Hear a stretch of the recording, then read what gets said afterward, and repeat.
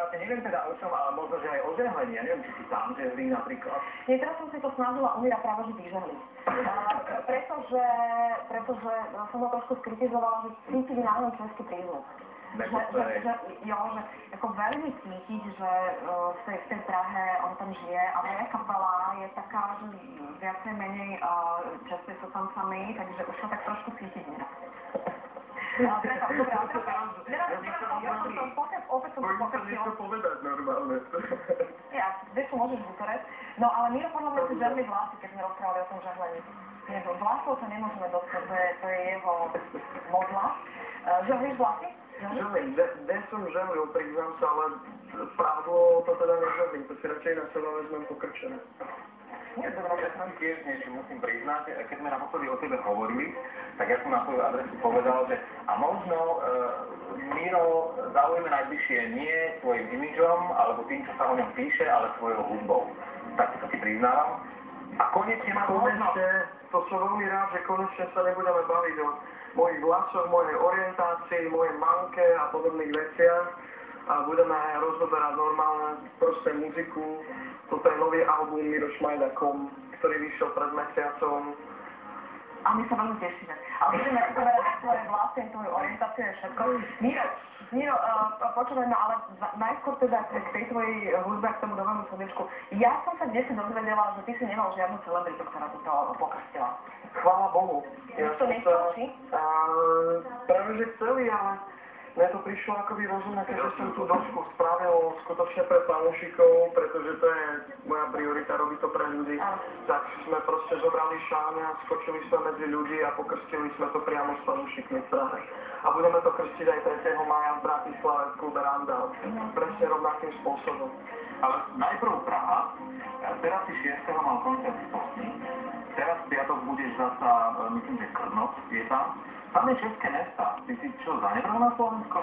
Ale určite nie, ale tak tie Čechy sú väčšia krajina, dvakrát sú viac rokovejší, takže proste ideme len tak s prúdom, no.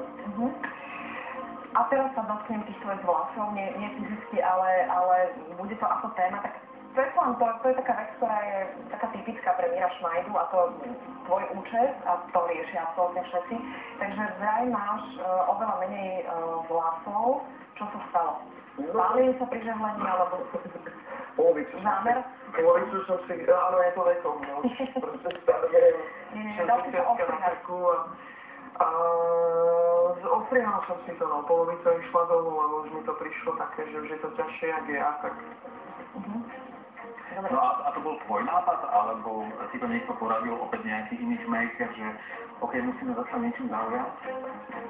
Čo ja viem? Meno si meníš, účet si meníš, že je teraz tak jedno. Tak život je zmena, ale tak ideálne to prišlo na to, že potrebujem troška odľahčiť tú hlavu. Odľahčil si aj svoju hmotnosť, teda schudol si, zhodil si niekoľko kilogramov, konkrétne 16? Dalo 14-15, už som 2 pribral, takže... 14-15.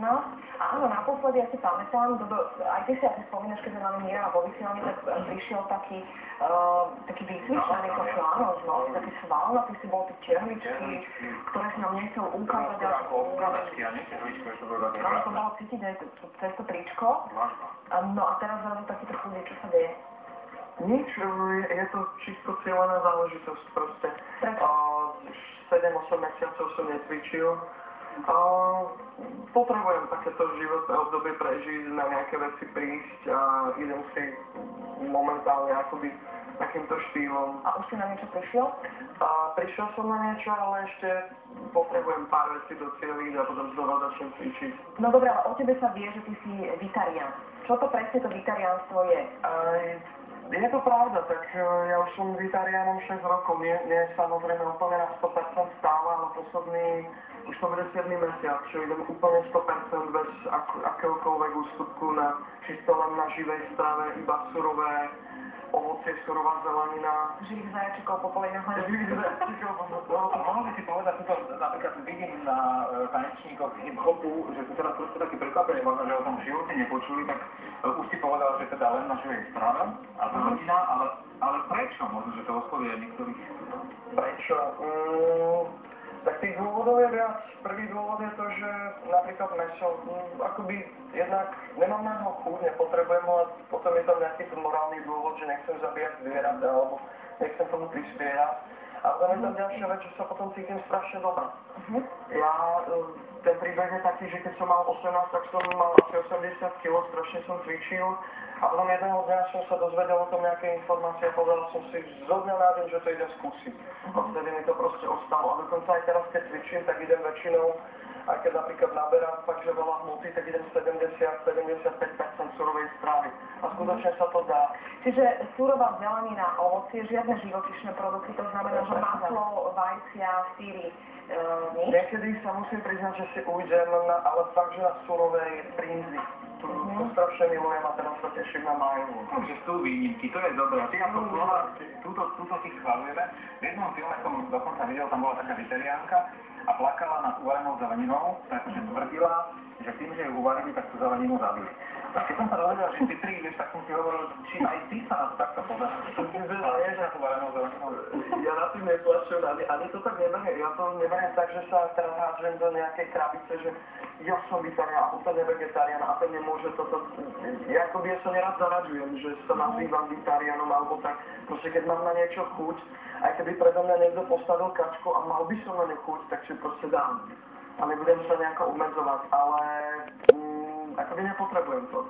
Fakt to nepotrebujem a cítim sa strašne dobre. Noste kačky. Miro, ty si vyšiel, ak to tak môžem povedať, že zo Superstar momentálne na obrazovkách televízie Markíza beží ďalší ročník tejto súťaže. Aj máš čas to trošku sledovať? Kvetka vôbec, pravdu povediac, pretože ideme teraz vlastne túru k Novej Dočke a to sú piatky, soboty úplne zabité a v nedelu a pondelok sa väčšinou spamätávame tých dvoch dní, takže vôbec. Dobre, ako si teda ty spomínaš na Superstar, na ten ročník, v ktorom ty pôsobil ročníkoval? Niečo strašne dobré, bola akoby dobrá partia, boli to také prvé zážitky, prvý kontakt s nejakým československým showbiznisom a strašne fajn. Ja na to obdobie strašne dobre spomínam naozaj. Ak sa neviem, bolo v 2009, si skončil ako druhý a nemáš niekedy také, že keby si neskončil druhý, ale prvý, keď ma ten chodôb neprežbehol, tak kde som ja mohol byť ako víťaz? Čo viem, tak asi by som mal o jedno auto v garáži viac. A koľko ich máš teraz? Mám iba jedno.